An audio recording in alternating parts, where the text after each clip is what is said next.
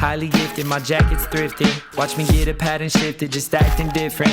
Living in my minutes, I'm catalytic. That's why they love to jack the style like it's on a Civic. I can't believe we're at the end of season 1. That's right. Welcome to the final episode. Future-proofing your skills, ensuring you stay relevant. This is episode 19. We know that the world is rapidly evolving. I promise you, whenever you are listening to this, just yesterday, something was launched that blew your mind. How do we stay ahead of the curve? How do we ensure that our skills remain in demand in the job market? We're going to speak about this in the final episode of this season. I want to unpack a little bit. Every time I think about work integrated learning, and I think about institutions, and I think about the separation of institutions. And what I mean by this is that we have the ability to think about the educational sector and the world of work as two very different things, where in reality, an organization like Boston City Campus is always working very closely with the world of work to try to mirror these particular things. So Boston goes out to connect with what are the needs of the industries. They're continuously looking at their syllabi, continuously looking at that. Can you talk us through a little bit of that and how robust that is? So that I know that when I'm coming out with a higher certificate in tourist, I think there was a tourist one, right? Yes, am I right? Yes, yeah. You see, I've been listening. A tourist one that I know that is the needs of the industry. That's a very valid question around attesting to the rigidity and the usefulness of a qualifications, and how those connections situate between Boston City Campus, call it, and its curriculums, and industry plays out in different forms. Right. So there's a component where it's based on research we gather. Okay. And that research is around demands of certain jobs and certain skills. And those elements get built as curriculum and syllabi moments. Right. And included.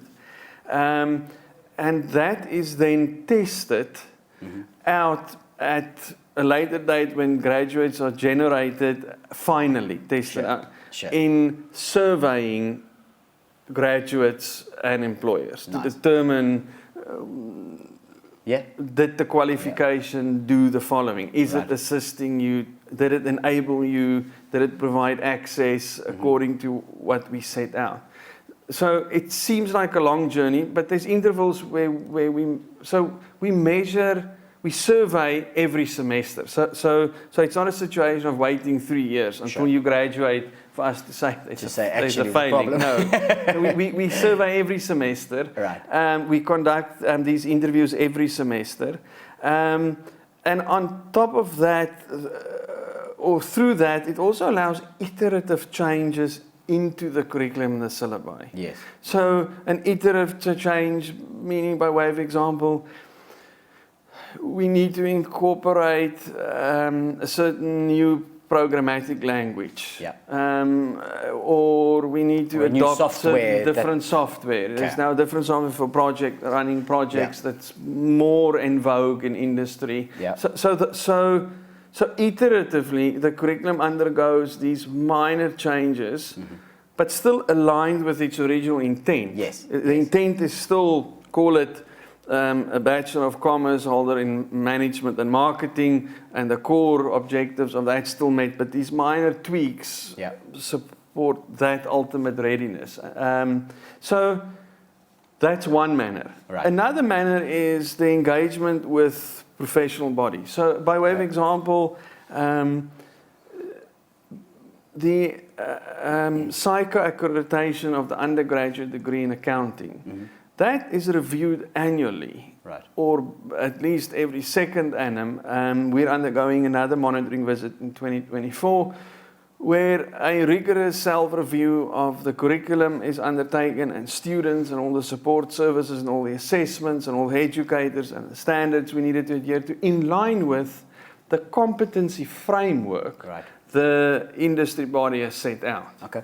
to ensure that competency is being taught and that assessments are built around this, that these competencies are being built up in students so that when they progress on to postgrad and to the internship phases and the professional exams, that readiness is imputed. Yes. Because the CA does the job of what the body regulates. Sure. So in that vein, we measured to be in sync, and over time, graduate performances will then also reflect through and tell a story. And another example with the professional body is the South African Communications Industry Association. Right. In our diploma event management, graduates are allowed to sit for the professional designation in the industry. Brilliant. But that's only been allowed because the industry body evaluated the curriculum. Right. To see whether our curriculum meets the competency framework that they've set out.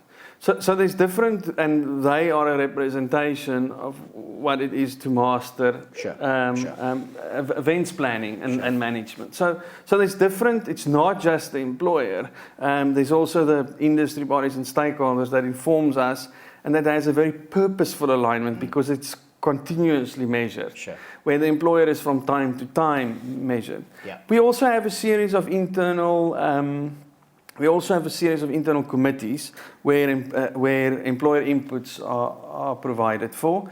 So there's different stages. But the ultimate one is the graduate to us. Sure. Because the graduates tell us outright it works or it doesn't work. Or there's more to be done, or there's different ways to be done.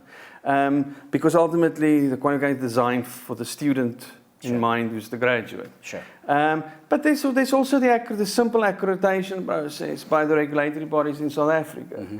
And that is a peer-driven process in the sense that you are being benchmarked against other higher education institutions with similar programs and modalities. Yeah.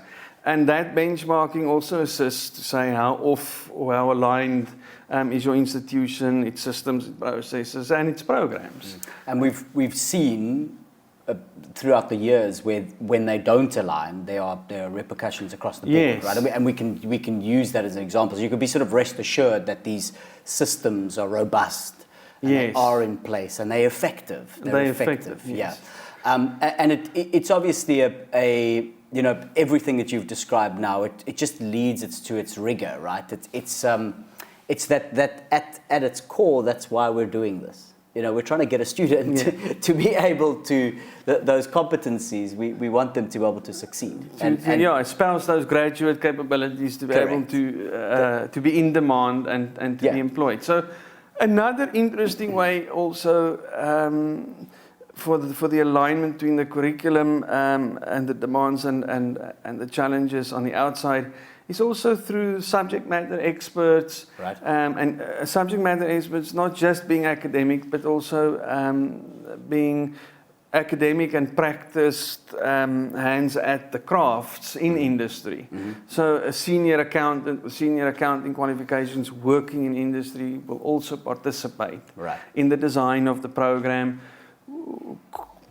could and will participate in moderating assessments and looking at the standards we're assessing, and if that standard is aligned to the and aligned to the demands of the work, and provide inputs. Mm-hmm. So there's a wide variety of nexuses that is made ultimately with industry, so to speak. And that's it for season 1. Thank you so much for joining us on this journey of Future Ready. As we move forward, remember that education is a journey that never truly ends. You're not just preparing for a career, friend, you're preparing for life. So stay curious, stay driven, and above all, stay ready for what the future holds.